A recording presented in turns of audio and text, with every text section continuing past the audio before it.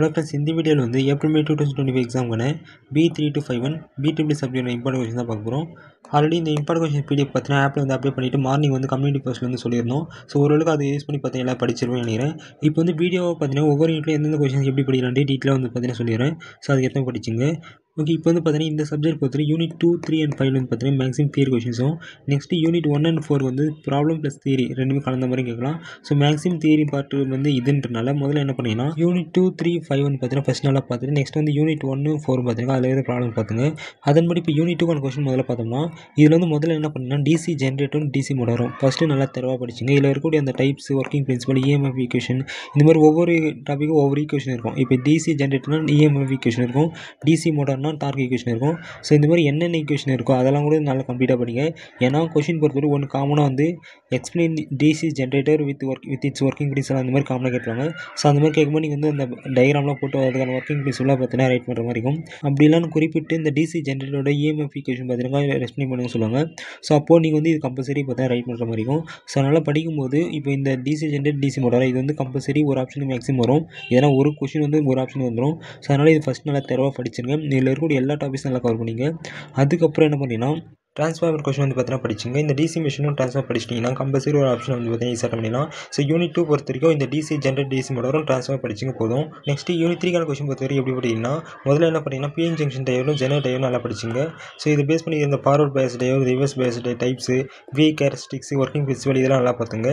So இதோட difference between டைப்பும் one time வந்து பார்த்துங்க. ஸோ இது படிச்சுட்டு பிறகு நெக்ஸ்ட் இந்த JFET, SCR, மோஸ்பெட், IGBT இதில் வந்து பார்த்தீங்கன்னா ஒரு ஆப்ஷன், அதாவது ஒரு ஆப்ஷனில் 2 சப்டிஷன் கேட்குறேன்னா ஒரு சப்டிஷன் பார்த்தீங்கன்னா மேக்ஸிமம் இந்த டாப்பிக்லேருந்து ஒரு டாபிக் பேஸ் பண்ணி கேட்டுருவாங்க. அதே மாதிரி இந்த ரெக்டிஃபைல இந்த ஃபுல் வேவ் பிரிட்ஜ் ரெக்டிஃபைலாம் இருக்கும். ஸோ இதெல்லாம் நல்லா படிச்சிங்க. ஸோ இது வரைக்கும் படிச்சுனா போதும். இது வந்து பார்த்தீங்கன்னா உங்களுக்கு டைம் இருந்தால் படிங்க, அப்படி இல்லைனா கம்பல்சரி பார்த்தீங்கன்னா இது ஃபுல்லாக நல்லா படிச்சிங்க. இந்த யூனிட் 2 யூனிட் 3 படிச்சுட்டு பிறகு நெக்ஸ்ட் என்ன பண்ணீங்க யூனிட் 5 வந்து படிங்க. இதில் வந்து என்ன பண்ணீங்கன்னா முதல்ல இந்த PMMC இன்ஸ்ட்ருமெண்ட்டும் மூவிங் அயன் இன்ஸ்ட்ருமெண்ட்டும் இது நல்லா தர மட்டும். இது வந்து ரொம்ப ரொம்ப முக்கியம். இது வந்து ரிப்பீட்டடாக என்ன பண்ணுவாங்கன்னா ஒன்று ஒரு எக்ஸாமில் ஒரு செமஸ்டர் வந்து PMMC இன்ஸ்ட்ருமெண்ட் பற்றி கேட்குறாங்கன்னா இன்னொரு செமஸ்டர் வந்து மூவிங் அயன் இன்ஸ்ட்ருமெண்ட் இந்த மாதிரி மாற்றி பார்த்தீங்கன்னா எதனா ஒரு டாபிக் கேட்குறாங்க. ஸோ இது ரெண்டுத்தையும் நீங்கள் தர பண்ணிட்டீங்கன்னா மேக்ஸிமம் வந்து எது கேட்டாலும் வந்து ஈஸியாக பண்ணிடலாம். இதை படிச்சுட்ட பிறகு நெக்ஸ்ட்டு ப்ரிஃபரன்ஸாக என்ன பண்ணுவீங்கன்னா டேட்டா கொஷின் சிஸ்டமும் டிஜிட்டல் ஸ்டோரேஜ் ஆஸ்கிலோஸ்கோப் DSO இந்த கொஷின் பார்த்தீங்கன்னா படிச்சுங்க.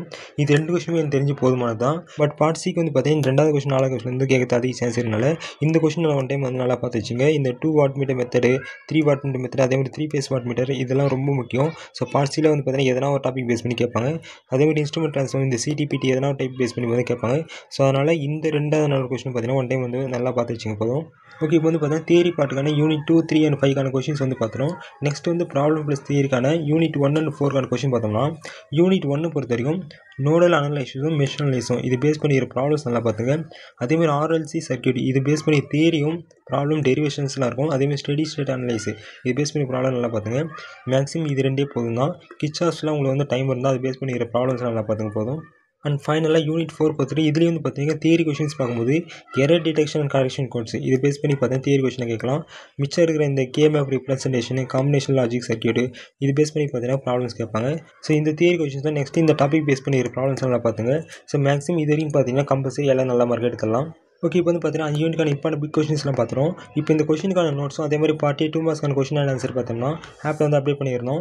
இப்போ வந்து ஆப் வந்து பார்த்தீங்கன்னா சர்வர் ப்ராப்ளம் ஆகிட்டு இருக்கனால ஸோ அதுக்கான லிங்க் வந்து ஜஸ்ட் நான் அது வந்து டிஸ்கிரிப்ஷன் கொடுக்குறேன். ஒன்ஸ் சர்வர் ப்ராப்ளம் வந்து பார்த்தீங்கன்னா சால்வ் ஆயிடுச்சுன்னா அது வந்து யூஸ் பண்ணிங்க. அப்படி இல்லைனா நான் ரிமைனிங் சப்ஜெக்ட் இம்பார்ட்டன்ட் கொஷினை போட்டு நைட்டில் வந்து பார்த்தீங்கன்னா நோட்ஸ்க்கான PDF-ம் இம்பார்ட்டன்ட் 2 மார்க்ஸ்க்கான PDF பார்த்துருக்கேன். இந்த டிஸ்கிரிப்ஷன் லிங்க்லேயே வந்து பார்த்தீங்கன்னா கொடுத்துட்றேன். ஸோ அதை வந்து டவுன்லோட் பண்ணி படிச்சுங்க. ஓகே, எல்லாம் நல்லா படிங்க. நெக்ஸ்ட் பார்க்கலாம். பை.